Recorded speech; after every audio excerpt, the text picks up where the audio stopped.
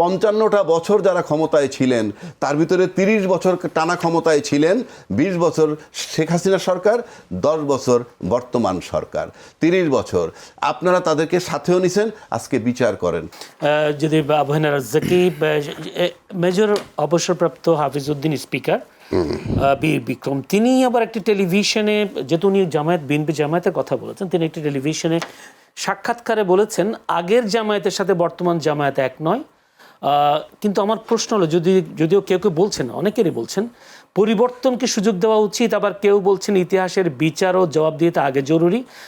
আপনার কি মনে হয় রাজনৈতিক দল কি সময়ের সাথে পুরোপুরি বদলে যেতে পারে, নাকি ইতিহাস সবসময় তাদের পিছু ছাড়ে না, বা জামায়াতের সেই স্বাধীনতা বিরোধী যে তকমা, সেই তকমা কি এখনো পিছু ছাড়ে নাই?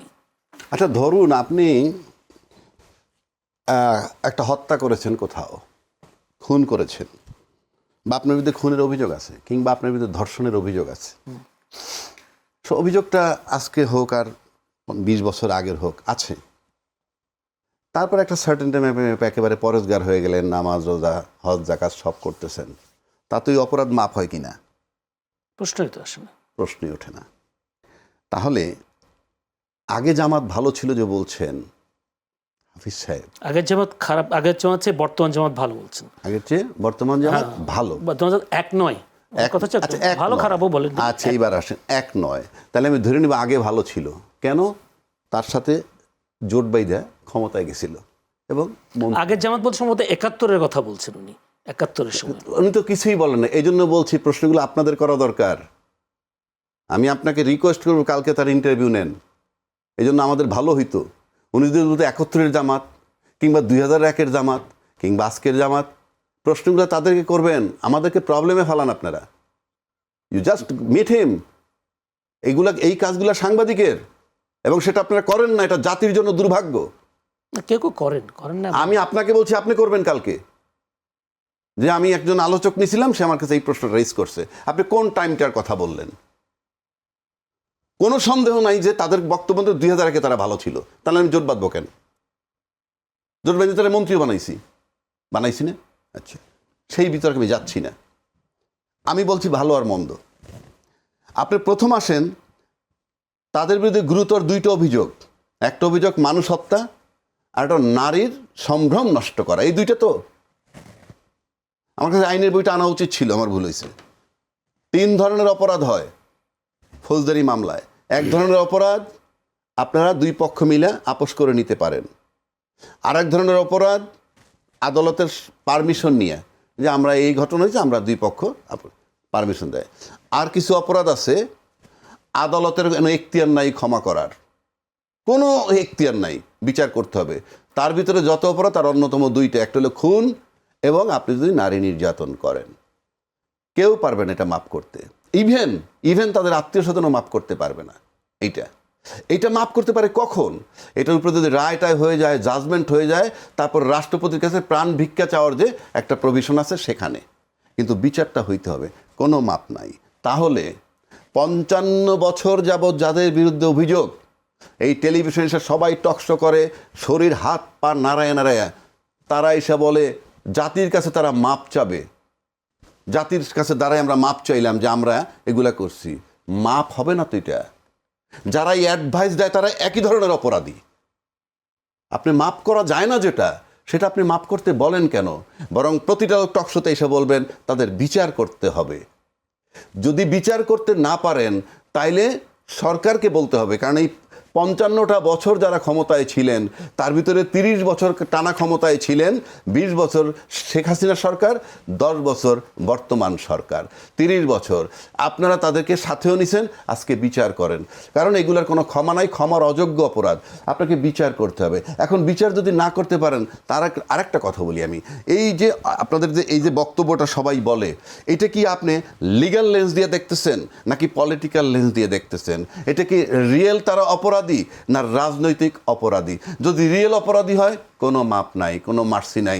যারা টকশোতে এসে বলবে তারা ক্ষমা চাইলে মাপ করে, আমি মনে করি তারা ইনডাইরেক্ট তাদেরকে লালন করতে চায়।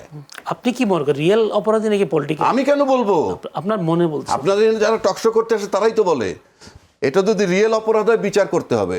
আর যদি রাজনৈতিক অপরাধ মনে করেন তাহলে রাজনৈতিক অপরাধ হলে আপনি তামাশা করতে পারবেন না 55 বছর যাবত, এটা নিয়ে আপনি রাজনীতি করতে পারবেন না। সুতরাং এই জায়গাটায় আসতে হবে, সরকারকে সিদ্ধান্ত নিতে হবে, কোনো মাপ নাই। এখন আসেন, যদি বিচার করতে না পারে তাহলে পরিষ্কার ব্যাখ্যা দিতে হবে যে হ্যাঁ এটা লিগ্যাল অপরাধ, আমরা এই কারণে বিচার করতে পারতেছি না। ক্লিয়ার রাষ্ট্রের কাছে চিত্র দিতে হবে। রাজনীতি এইভাবে চলে না। 55 বছর যাবত আমরা একই চিৎকার করতেছি কেন? এটার কোনো অপরাধের কোনো মাপ নাই। একইভাবে আসেন, আমরা সম্প্রতি শুনছি 30 লক্ষ কোটি টাকা লুটপাট করেছে। আপনি স্টেটমেন্ট দিলে কি হবে?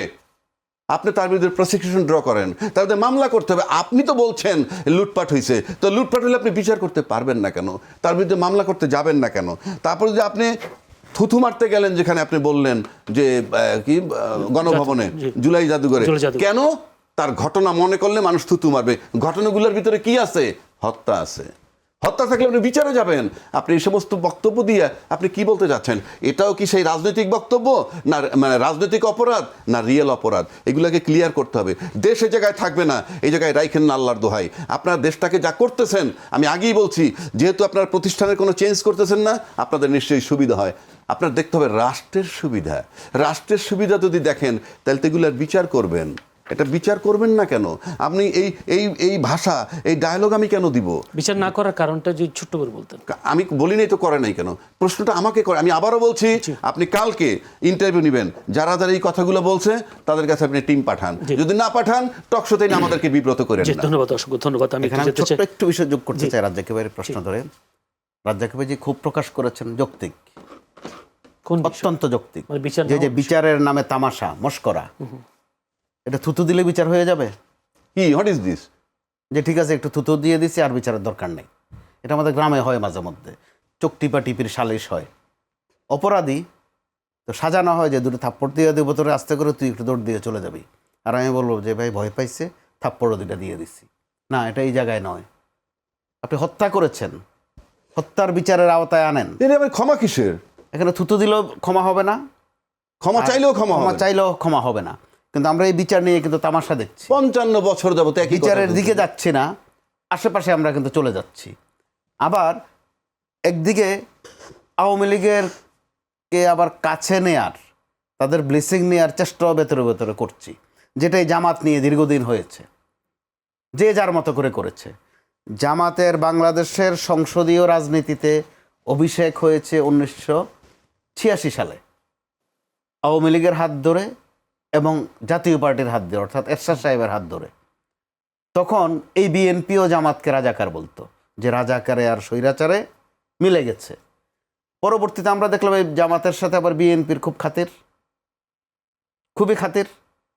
তারা সমান্তরালে আন্দোলন করে। 91 নির্বাচনে আবার একটা বোঝাপড়াও হলো। 93-94 নাগাদ আবার জামাতের সাথে আওয়ামী লীগের ভালো মিলমিশ হয়ে গেল। আওয়ামী লীগের দিক থেকে ব্যাখ্যাও দেওয়া হলো যে গণতন্ত্রকে বা গণতান্ত্রিক আন্দোলনকে একটু হেলদি করতে গেলে ওই রাজাকার আর স্বৈরাচার নিয়ে এত কথা না বলাই ভালো। সব জায়গায় রাজনীতি, আসলে রাজনীতি।